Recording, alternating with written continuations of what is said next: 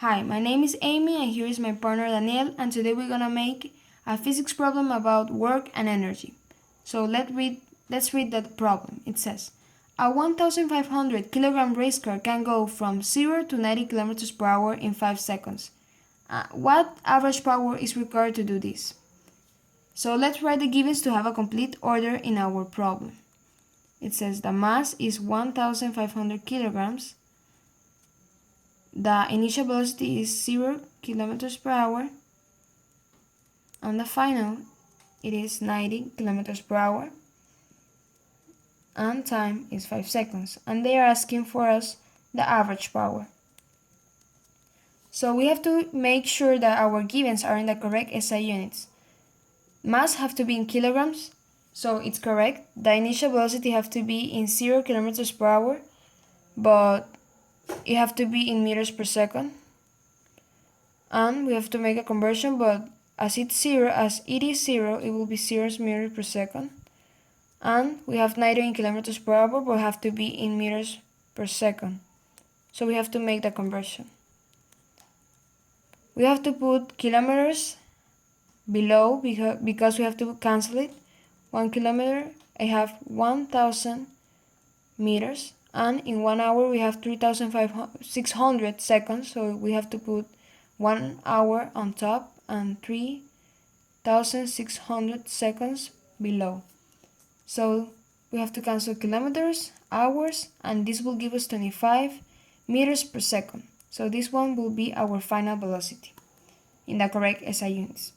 So we have to analyze the problem. It says that a race car with a mass of 1500 kilograms move from an initial velocity of 0 to 90 kilometers per hour, but in the correct SI units will be in 25. So it have a displacement and in an interval of time, and they're asking for us the power. We can calculate power with two formulas. It can be power is equal to work divided by time, and power that is equal to force times velocity. But in this problem we have a kinetic energy because an object is moving. The car is moving from an initial velocity of 0 to a 25 meters per second. And we have also work because the car is applying a force and there is a displacement. So we are able to use this formula because in here we are using work. So we don't have work, but we have time. So we can calculate work because work is equal to kinetic energy. As I said before, we have a kinetic energy. And kinetic energy is equal to 1/2 times mass times velocity squared. We have mass and we have the velocity. In here we have to use the average velocity as they are asking for us the power, but the average power. So we have to use the average velocity and it will be 25 meters per second. But if we have a different initial velocity, we have to add the velocities and divide it by 2. But in this case, we have an initial velocity of 0, so we have to use the final. So let's replace.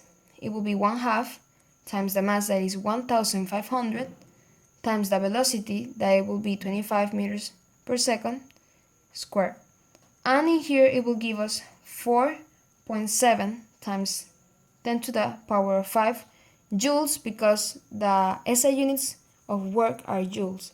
In here I use 4.7 times 10 to the 5 because we have to use the correct significant figures, and in here the one that have least digits is 25, but in here 90, and in here we have to use always the one that have least significant figures, so it will be in here 4.7 times 10 to the power of 5.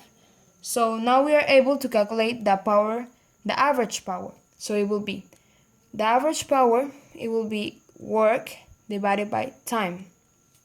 And we have work and we have time.